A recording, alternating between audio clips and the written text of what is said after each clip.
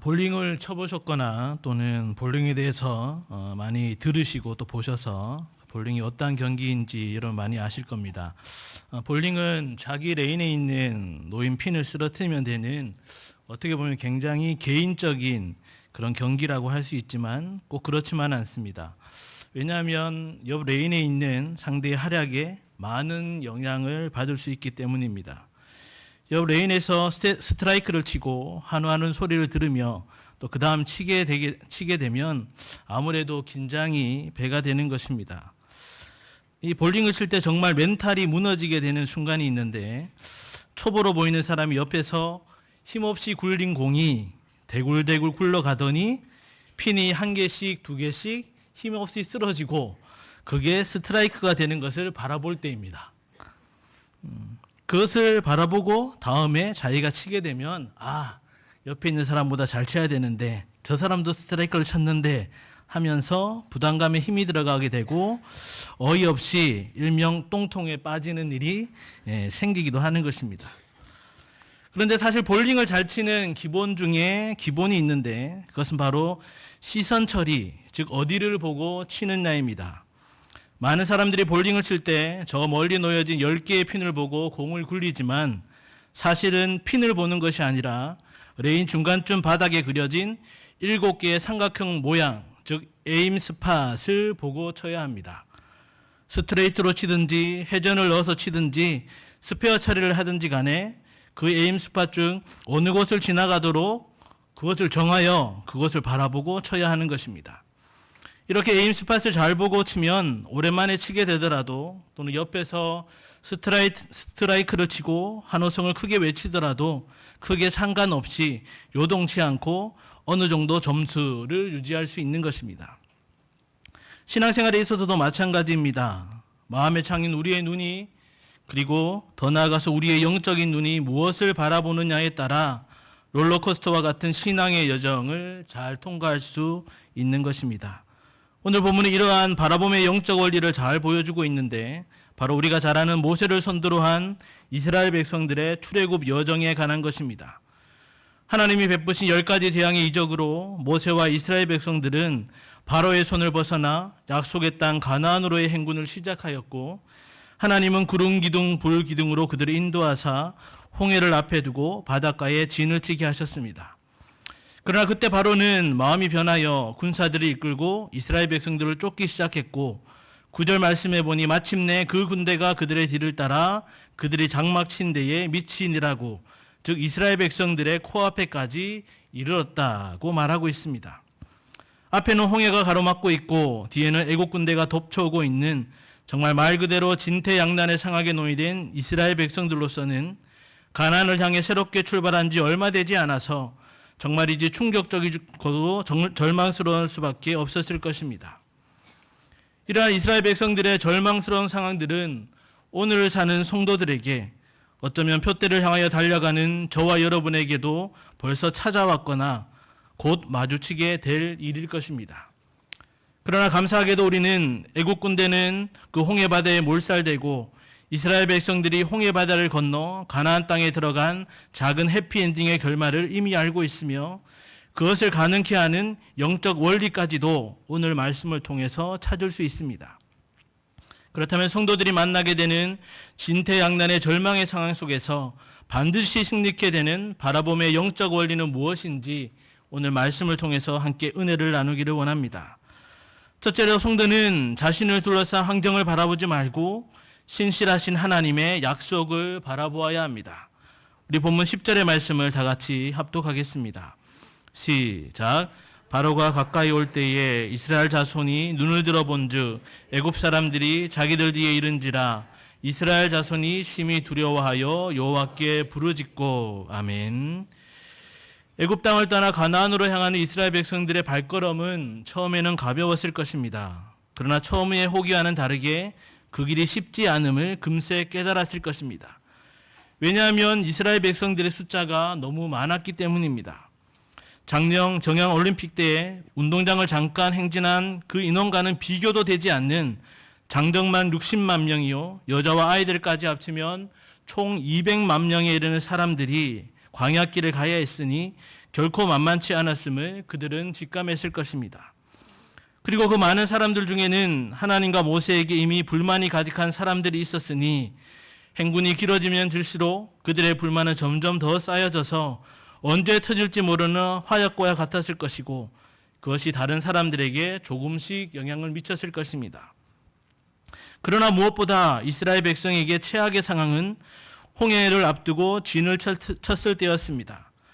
당대 세계 최강을 자랑하는 애국 군대가 뒤를 바짝 쫓아오고 있었는데 6절과 7절에 보니 바로는 이스라엘을 추격하기 위해 특별히 편성한 병거 600승을 비롯하여서 애굽의 모든 병거와 병력을 총동원하였다고 했습니다.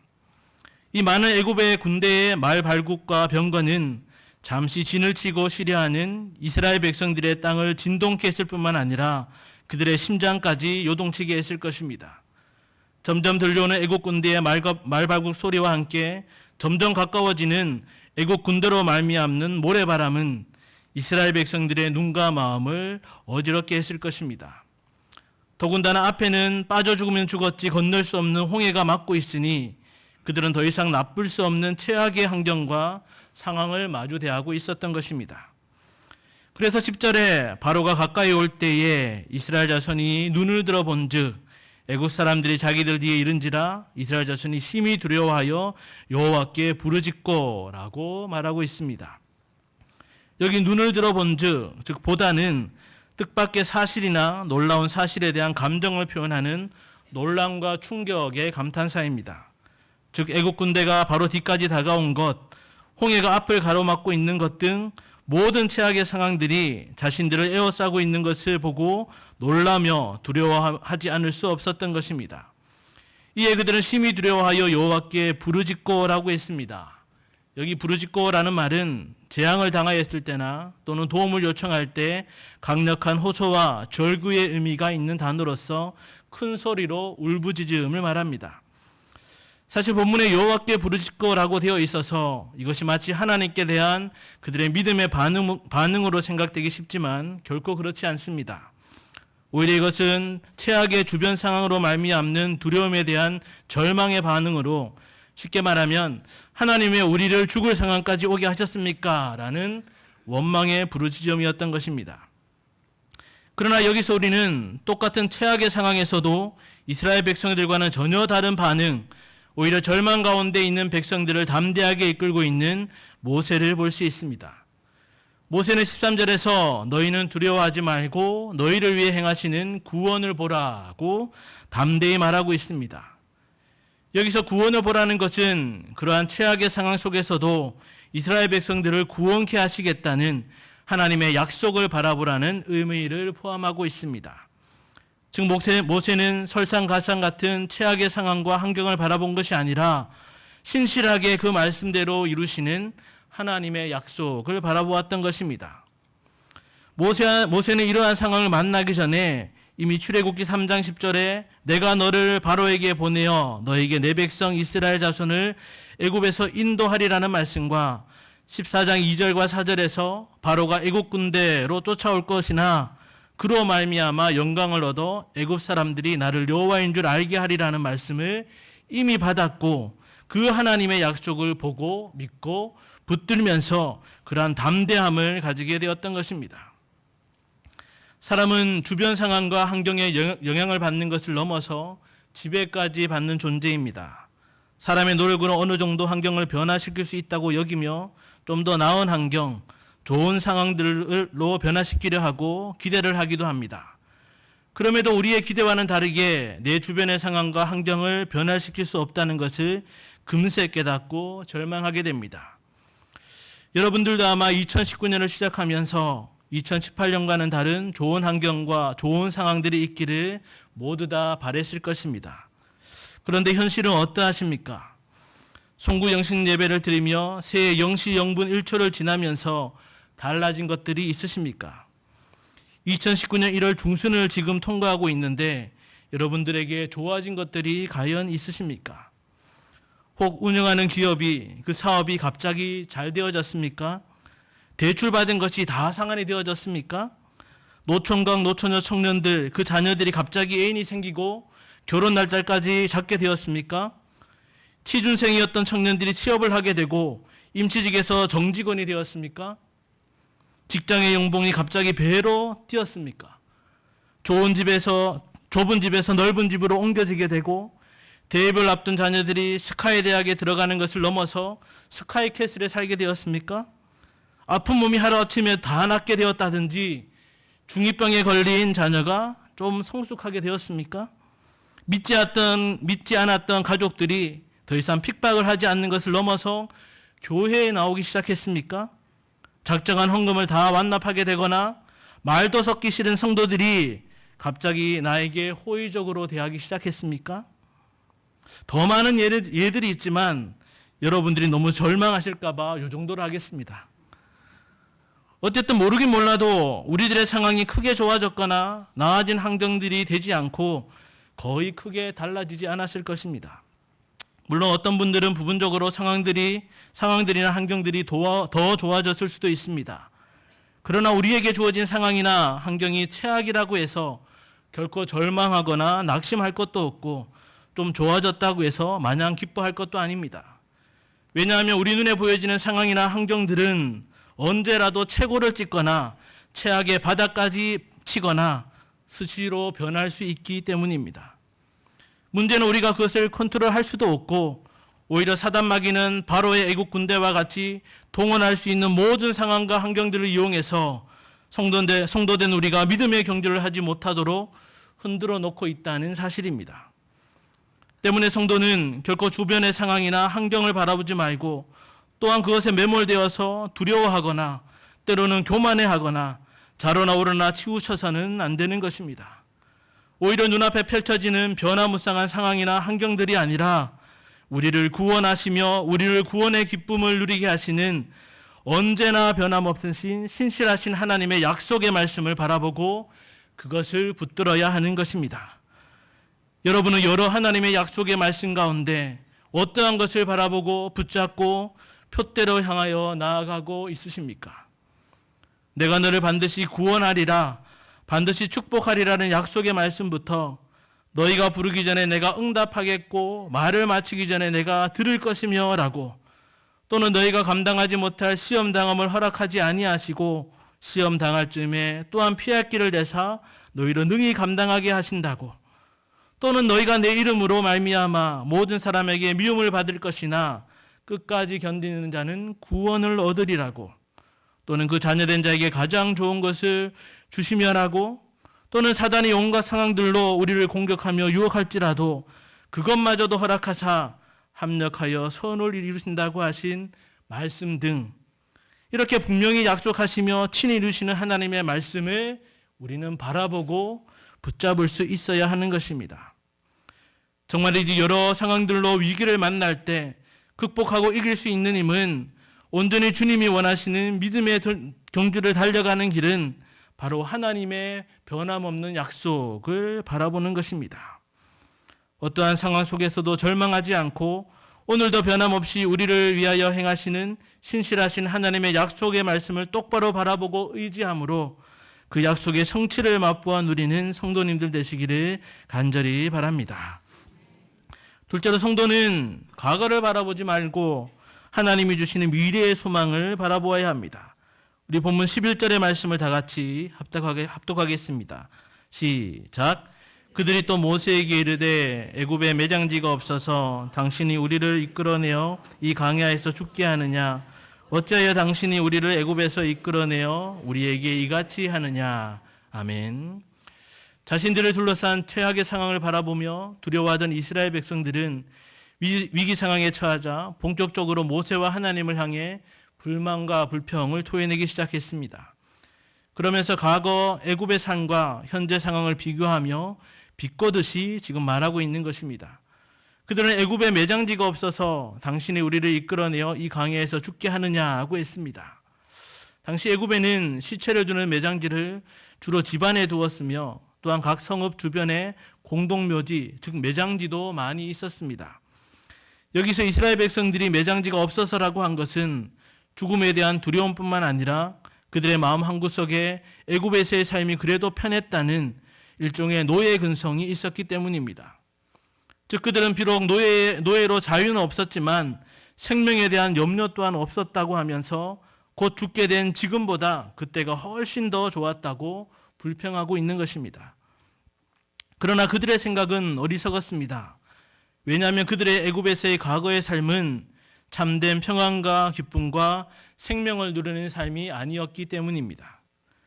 우리가 잘 알다시피 이스라엘 백성은 하나님의 택함을 받은 민족이요 하나님의 백성으로 하나님을 섬기며 그 하나님과 함께 할 때에 참 행복과 만족을 누릴 수 있습니다. 하나님의 위대한 구속 역사의 섭리와 계획 속에 야곱 족속이 애굽으로 이주하게 되었고 400여 년이 넘도록 하나님의 돌보심과 은혜로 애굽의 민족 말살 정책과 고통스러운 노예 생활 중에도 번성하게 되었고 이제 모세를 세워 그들을 이끌어 출애굽의 구원 역사를 통해 하나님을 섬기는 백성으로서의 정체성을 회복하기에 이르렀습니다. 모세가 오늘 너희를 위하여 행하시는 구원을 보라고 말하는 의도가 바로 이것이었습니다. 즉 너희는 과거를 떠올리지 말고 바로 오늘 너희를 위해 행하시고 일하시는 그 하나님, 그리고 그 하나님으로 출애굽이라는 구원을 얻고 구원받은 백성에게 주어질 앞으로의 미래의 축복을 바라보라는 것이었습니다. 그러면서 너희가 오늘 본 애굽 사람을 영원히 다시 보지 아니하리라고 말하면서 이스라엘 백성들이 두려워 떠는 그들의 삶을 올가매고 있던 애굽 사람, 그 과거는 앞으로 보지 못하게 될 것이라고 강조하고 있는 것입니다. 그럼에도 그들은 현재에 죽을 것 같은 두려움과 어려움 때문에 그들을 부르사 하나님을 찬송케 하고 예배케 하기 위한 인생의 본분을 잃어버린 헛된 삶을 살았던 애굽에서의 종노릇을 그리워하며 그때의 과거를 바라보며 돌아가고자 하는 어리석음을 보였던 것입니다. 오히려 이스라엘 백성들은 과거를 바라볼 것이 아니라 하나님의 백성으로 하나님을 섬기는 참 기쁨과 즐거움의 복된 미래의 삶을 소망하고 바라보아야 했습니다. 과거 조상 아브라함으로부터 약속된 젖과 꿀이 흐르는 가나안 땅, 축복의 산지를 바라보며 현재의 절망스러운 상황들, 고난들을 인내하며 이겨내야 했던 것입니다. 사람들은 현재 어려운 상황에 부딪히면 본능적으로 과거를 회상하게 됩니다. 어떤 사람들은 트라우마와 같이 과거의 상처나 정신적인 충격으로 인해 현재에도 아픔과 어려움 가운데 살아가기도 합니다. 그런데 정작 문제는 현재 어려운 상황에 처하게 되면 과거에 좋았던 시절, 좋았던 상황들을 떠올리면서 현재의 삶에 절망하고 원망하며 결국에는 자포자기하는 사람들이 있다는 것입니다. 더군다나 앞을 알 수 없는 불확실한 미래로 발걸음을 조심스레 옮겨야 하는 연약한 인간이기에 과거보다 못한 그리고 힘든 어려운 현실은 더더욱 두려워 절망하고 낙심할 수밖에 없는 것입니다. 그러나 이것은 어디까지나 하나님을 모르는 불신자들에게나 해당되는 말이지 하나님의 백성된 성도들에게는 절대 있어서는 안 되는 일입니다. 왜냐하면 하나님은 과거만이 아니라 지금도 살아 역사하시는 하나님이며 영원한 하나님이시기 때문입니다. 또한 성도된 우리는 과거의 좋은 것과 심지어 나빴던 것에 연연하며 현재를 절망 가운데 살거나 또는 현재에만 만족하며 사는 자들이 아니라 예수님의 십자가 보혈로 구원함을 받은 새로운 피조물로서 미래에 임할 새하늘과 새 땅, 새 예루살렘, 저 천국을 소망하며 사는 사람들이기 때문입니다. 우리가 옛날을 기억하라, 역대 연대를 생각하라 하는 말씀을 떠올리며 과거를 돌아볼 때가 종종 있습니다. 그러나 이것은 그때의 육신적인 즐거움과 만족함을 떠올리며 그때로 돌아가라는 것이 아니라 그때의 일들을 교훈 삼아 현재와 미래에 더 선한 열매를 맺기 위함입니다. 그리고 무엇보다 과거에 역사하신 하나님의 일들을 생각하고 그 하나님이 바로 지금 이 시간에 또한 앞으로의 미래에도 역사하실 것을 기대하고 소망하고 하나님으로 말미암는 미래의 청사진을 그리기 위함임을 우리는 기억해야 하는 것입니다. 따라서 혹 여러분 중에 현재의 여러 형편, 어려운 형편들을 생각하며 옛날이여 라고 옛날에는 좋았는데 하며 한숨을 쉬고 있는 분이 계시다면 우리의 마음과 생각과 시선을 과거가 아닌 그리고 어렵게만 보이는 현재만이 아닌 하나님이 약속하시고 반드시 맞이하게 하실 미래를 바라보도록 재조정해야 하는 것입니다. 옛날에는 이랬는데 옛날에는 저랬는데 라고 해봐야 그것은 과거에 지나간 시간일 뿐이며 비록 힘들고 어렵게만 보이는 현재 상황 또한 역사를 주관하시며 모든 것을 다스리시는 절대주권자 하나님께서 우리 경영교회와 우리에게 허락하고 맡기신 특별한 시간임을 기억해야 하는 것입니다. 그리고 무엇보다도 하나님께서 우리에게 희년의 비전을 주심으로 미래의 소망의 항구에 반드시 이루게 하실 것임을 분명히 우리는 명심해야 하는 것입니다. 과거의 일들을 회상하며 현재의 상황 속에 근심과 원망의 씨앗을 뿌리는 어리석은 자가 아니라 오히려 각 시대마다 주시는 영적 교훈을 얻고 하나님의 하실 일들과 비전을 더욱 기대함으로 하나님 앞에 현재와 미래에 더 큰 영광을 올려드리기를 힘쓰고 소망하는 경애의 성도님들 되시기를 간절히 바랍니다. 셋째는 성도는 사람의 방법을 바라보지 않고 하나님의 방법을 바라보아야 합니다. 본문 12절을 우리 다 같이 합독하도록 하겠습니다. 시작. 우리가 애굽에서 당신에게 이른 말이 이것이 아니냐. 이르기를 우리를 내버려 두라. 우리가 애굽 사람을 섬길 것이라 하지 아니하더냐. 애굽 사람을 섬기는 것이 광야에서 죽는 것보다 낫겠노라. 아멘. 현재 어려움에 울부짖으며 또한 과거 애굽에서의 종살이를 동경하며 불평하던 이스라엘 백성들은 우리가 애굽에서 당신에게 이른 말이 이것이 아니냐라고 말하고 있습니다. 이는 과거에도 모세가 그들의 말을 듣지 않고 바로의 손에 죽을 뻔했었다는 불만을 표현하고 있는 것입니다. 그리고 이제는 거기에서 더 나아가 우리를 내버려 두라. 우리가 애굽 사람을 섬길 것이라고 하였습니다. 이는 현재 어려움을 해결하기 위해 살 길을 자기 스스로 찾겠으니 더 이상 간섭하지 말라는 것이며 그 방법이라는 것이 결국 노예로서 애굽 사람을 섬기는 것이었습니다. 그러면서 그들은 애굽 사람을 섬기는 것이 광야에서 죽는 것보다 낫겠노라고 하였는데 이것은 하나님 대신 애굽을 섬긴다는 것이며 이러한 자신들의 방법과 선택이 이 모든 이기를 벗어나 자신들을 살게 할 것이라고 확신하고 있는 것입니다. 그러나 이스라엘 백성들은 출애굽이라는 구원의 역사가 하나님께로부터 시작되었으며 지금도 진행되고 있음을 그리고 앞으로 그들에게 큰 구원의 역사를 행하시고 약속의 땅으로 인도하심을 전혀 깨닫지 못하고 있었습니다. 이에 대해 모세는 13절에 너희는 두려워하지 말고 가만히 서서 여호와께서 오늘 너희를 위하여 행하시는 구원을 보라. 너희가 오늘 본 애굽 사람을 영원히 다시 보지 아니하리라 하고 선포하듯 말하였습니다. 모세는 하나님의 구원 역사에 대해 1도 알지 못하는 그들에게 두려워하지 말라고 하면서 여호와께서 오늘 너희를 위하여 행하시는 구원을 보라고 계속해서 14절에 여호와께서 너희를 위하여 싸우시리니 너희는 가만히 있을지라고 덧붙여 선포하고 있습니다. 즉 쉽게 말해서 하나님께서는 이 모든 어려운 상황 속에서 너희를 반드시 건져내시고 반드시 구원하실 것임을 천명하고 있는 것입니다. 특히 여기서 주목해야 할 말은 너희는 가만히 서서라는 말입니다. 여기 서다라는 말은 항상 죄기형으로 쓰여 자신을 스스로 나타내라는 뜻과 더불어서 전쟁에 용감히 스스로 나선다는 뜻을 가지고 있습니다. 특히 이 동사는 하나님 앞에 나아가다, 즉 자기 자신을 굳게 세우다라는 의미를 기본적으로 그 바탕에 두고 있습니다. 어떻게 보면 가만히 서다라는 말이 아무것도 하지 않는 수동적인 뉘앙스가 있지만 실제 원문에는 자기 스스로 두려운 상태에 내버려 두지 말고 굳게 일어나라는 능동적인 의미를 담고 있는 것입니다.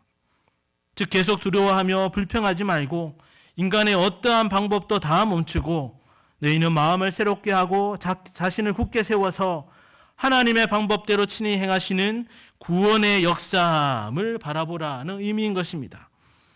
이는 더 나아가서 15절 이하에서 펼쳐질 홍해가 갈라지는 하나님의 기적의 역사의 현장을 이스라엘 백성이 직접 일어나 걸어가야 함 또한 암묵적으로 포함하고 있는 말입니다. 사실 모세가 지팡이를 들 때에 하나님이 홍해바다를 가르쳤지만 이성적으로 생각해 본다면 이스라엘 백성들이 그 길을 걸어간다고 해도 애국 군대에게 금세 따라잡히고 말 것이고 벽처럼 막혀진 바닷물이 언제 자신들을 덮칠지도 모르는 일이었습니다. 그러나 그러한 인간적인 생각에도 불구하고 하나님께서 이스라엘 백성들에게 앞으로 나아가라고 명령하실 때에 이제는 그냥 가만히 서 있는 것이 아니라 하나님이 칭히 행하시는 구원의 역사함을 믿고 바라보며 자기 자신을 굳게 세워 일어나 그 홍해 바다 마른 길을 이스라엘 백성들은 걸어가야 했던 것입니다. 그리할 때 하나님께서는 이스라엘 백성이 홍해 바다를 건너는 동안 구름 기둥과 불 기둥으로 애국 군대가 쫓아오지 못하도록 밤새 어지럽게 하셨고, 결국은 그 말씀대로 애국 군대를 수장시켜 다시 보지 않게 하심으로 출애굽 구원을 온전히 성취하셨던 것입니다. 다시 말해 오늘 너희를 위해 행하시는 구원을 보라는 이 말은 사람의 온갖 방법과 생각들을 멈추고 오직 친히 행하시는 하나님의 방법만을 믿고 바라보면서 그 말씀을 쫓아 순종하며 나아가야 함을 말하고 있는 것입니다. 세계사회의 중심은 구속사회로 시작되는 대명제를 우리는 너무나도 잘 알고 있을 것입니다. 이 말은 하나님께서 당신의 구속사를 시작하시고 진행하시고 마치시기 위해 세계 역사를 주장하고 계신다는 넓은 의미도 있지만, 좁게는 사람들, 특별히 성도들의 개인 역사와 삶의 여정에도 친히 간섭하시고 주장하고 계심을 말하는 것입니다. 이것은 더 나아가서 하나님의 일하심에 성도들 또한 하나님의 방법대로 살아야 함을 말하는 것이기도 합니다. 그럼에도 성도된 우리들은 사단과의 영적 싸움이 벌어지는 삶의 현장에서 이것을 망각할 때가 많이 있습니다.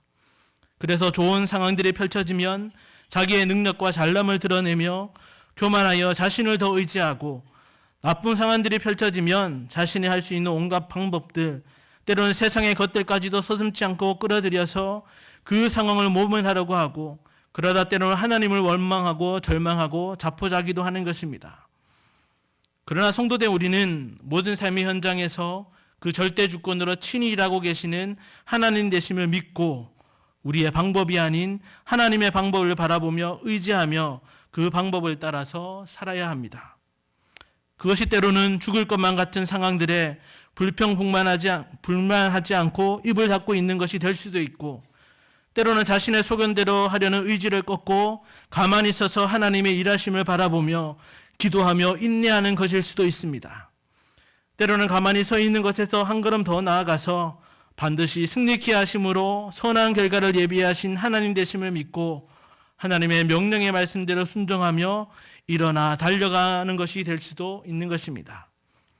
특별히 교회를 통해 일하시는 하나님 되심을 늘 잊지 않는 성도라면 모세를 통하여 말씀하시고 출애굽 구원을 이루어 가셨듯이 하나님께서 담임 목사님을 통하여 캐리그마, 즉 그 말씀을 선포하심으로 주님의 몸된 교회에 지체된 성도들을 일하게 하시고 교회와 함께 자라게 하심을 반드시 명심해야 합니다.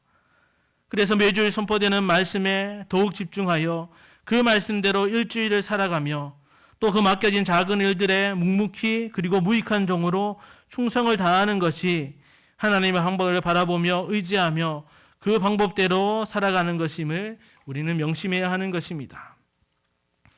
사실 우리는 모든 상황 속에서 나 자신의 생각과 방법이 아닌 하나님의 방법을 바라보며 확실히 행하는 방법을 이미 잘 알고 있고 입버릇처럼 말하고 있지 않습니까?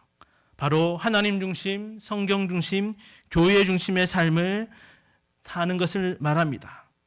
우리가 매일 식사 기도를 할 때마다 하나님 중심, 성경 중심, 교회 중심의 삶을 살게 해달라고 기도하며 마음을 다시 굳게 다지기만 해도 어떤 어려운 상황 속에서도 자신의 방법대로 자복하지 않고 하나님의 방법대로 승리의 삶을 살아갈 수 있을 것입니다. 우리의 모든 인생의 삶의 여정 가운데 만나는 온갖 상황들과 영적 전쟁에서 사람의 방법과 능력이 아닌 우리에게 이미 선한 일을 시작하시고 우리를 위해 싸우시는 하나님의 방법을 바라보고 의지하여 나아가므로 예비하신 하나님의 승리를 함께 맛보아 누리는 성도님들 되시기를 간절히 바랍니다. 사랑하는 성도 여러분, 그리고 오늘 헌신에 다짐하시는 27, 28, 29, 30 여전도의 회원 여러분, 요즘 자주 듣는 말 중에 빅픽처라고 하는 말이 있습니다. 원래 이 말은 앞으로 일어날 일을 미리 예상하고 행동하는 것을 다른 사람들은 한눈에 보기 어려운 큰 그림을 그린다는 비유의 말인데, 한마디로 말해서 다른 사람 모르게 처음부터 원하는 결과를 얻도록 치밀하게 계획한다는 말입니다. 사실 사람들이 그리는 큰 그림은 완벽할 수 없습니다.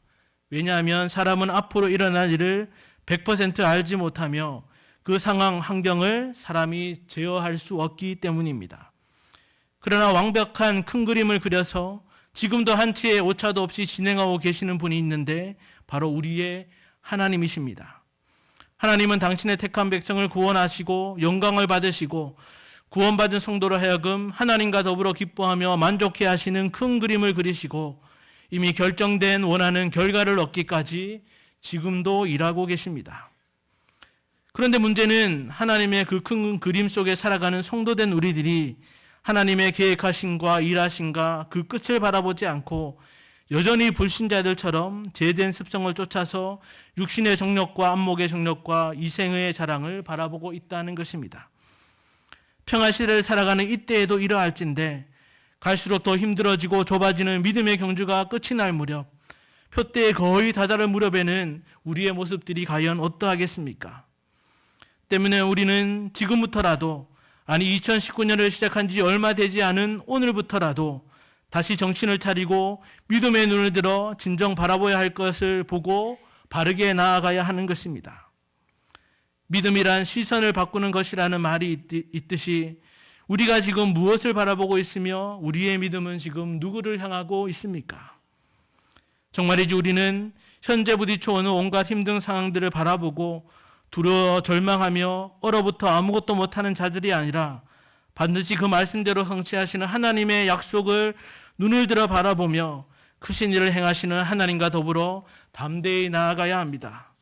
우리는 정말이지 기쁨과 슬픔, 시시비비의 과거를 바라보고 허우적대다가 현재라는 시간을 내어주지 말고 반드시 푸른 풀밭에 누이시며 쉴만한 물가로 인도하사 주의 본향에 거하게 하시는 하나님의 미래의 소망에 눈을 들어 바라보면서 버티고 견디게 하시는 하나님으로 말미암아 인내함으로 하나님이 원하시는 소망을 온전히 이루어야 합니다. 우리는 모든 일에 소견에 옳은 대로 행하는 사람의 방법을 바라보고 쫓음으로 악한 일로 치닫지 말고 반드시 하나님의 방법대로 가만히 일어나 굳게 서서 말씀을 쫓아 순종하여 나아가므로 전쟁의 주관자여 승리의 주 되신 하나님과 더불어 승리의 대열에 함께하는 자들이 되어야 하는 것입니다. 이러한 바라봄의 영적 원리를 잘 기억하여서 오직 하나님의 약속과 미래의 소망과 하나님의 방법과 일하심을 눈을 들어 바라봄으로써 우리를 위해 친히 행하시며 싸우시는 하나님의 크고 놀라운 구원의 간격을 날마다 맛보면서 표대를 향하여서 더 힘있게 달려가는 경영의 성도님들과 오늘 헌신을 다짐하는 여전도의 회원님들 되시기를 주님의 이름으로 간절히 축원합니다.